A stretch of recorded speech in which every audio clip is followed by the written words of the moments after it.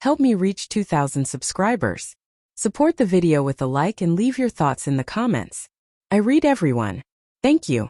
I used to think words didn't hurt as much as actions, that they were just sound floating through air, gone once silence returned. But that night proved me wrong. Words can destroy everything you've built in a single breath.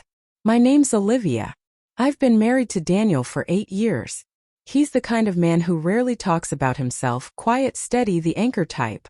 He's not flashy, not loud, but reliable in the way that makes you feel safe without realizing it. Maybe that was part of the problem. I got too comfortable, too used to the security he gave me.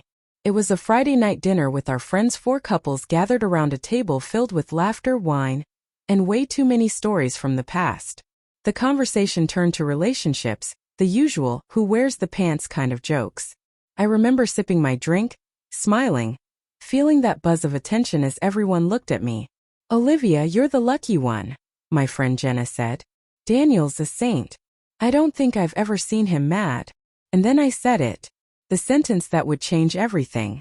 I laughed and replied, "That's because he's more like my second child than my husband." The table erupted in laughter. It felt good, that rush of validation of being the funny one. Even Jenna giggled. Everyone thought it was harmless. Everyone except Daniel. He didn't laugh. Didn't say a word. Just sat there staring at his plate with that stillness that looked calm to others, but I knew better. It was the kind of quiet that comes right before something breaks. I noticed, but I brushed it off. I thought he'd get over it. It was just a joke, right? The rest of the evening carried on, but Daniel stayed silent. When people teased him, he smiled faintly, polite, detached. Later, while everyone was talking about vacation plans, he suddenly looked up and said, "You're right, Olivia. Sometimes it does feel like I'm just another one of your kids. Especially when I'm the only one in this marriage who remembers how to be an adult." The laughter stopped. You could hear the wine glasses clink softly as people froze. My stomach dropped. He wasn't loud, but his tone was razor-sharp, calm, factual, but heavy enough to cut through the entire room. For a second I wanted to laugh it off again, pretend it was banter. But the way he looked at me made my throat dry.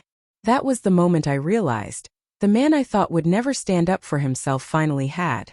The car ride home that night was silent, painfully, suffocatingly silent. Streetlights flashed across Daniel's face, his jaw tight, his eyes forward. I wanted to say something, anything, but every word I rehearsed sounded wrong in my head.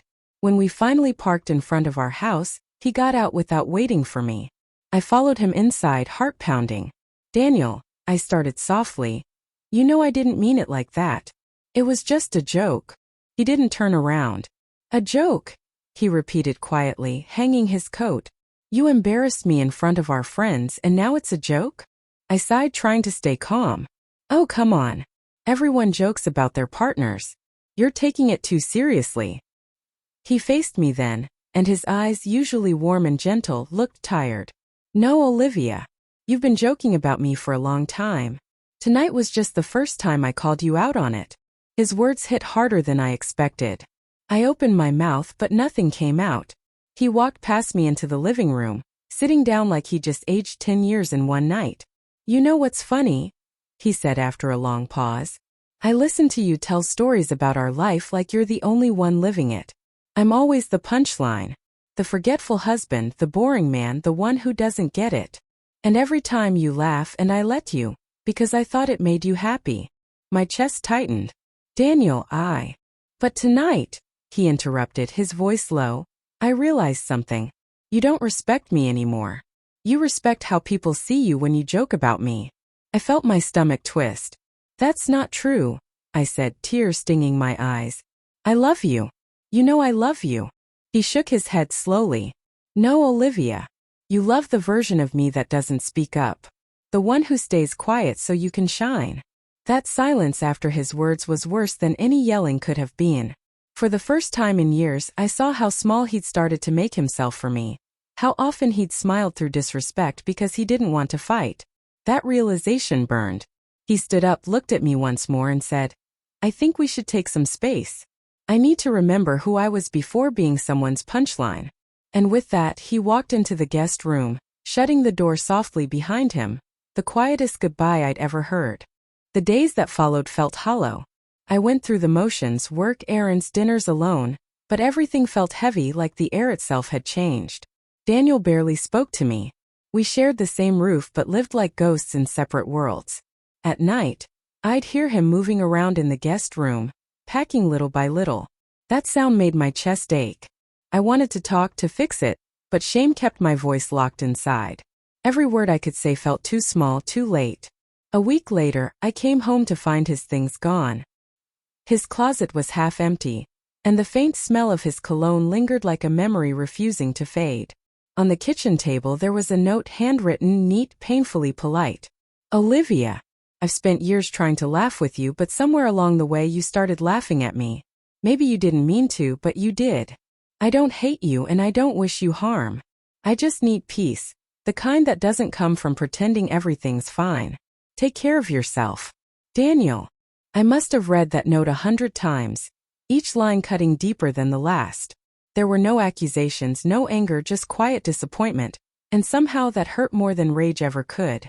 For days I kept replaying that night in my head. The way everyone had laughed, the look on his face, the silence that followed. I told myself it was harmless, but the truth was I'd used humor to hide how disconnected we'd become. It wasn't just one joke that ended us, it was the pattern. The little digs, the public jabs, the careless moments where I chose attention over affection. I'd made him feel small to make myself feel seen. One evening, I went to his brother's house to return his watch. Daniel answered the door, looking calmer, lighter somehow. He didn't invite me in and I didn't ask. I read your note, I said quietly.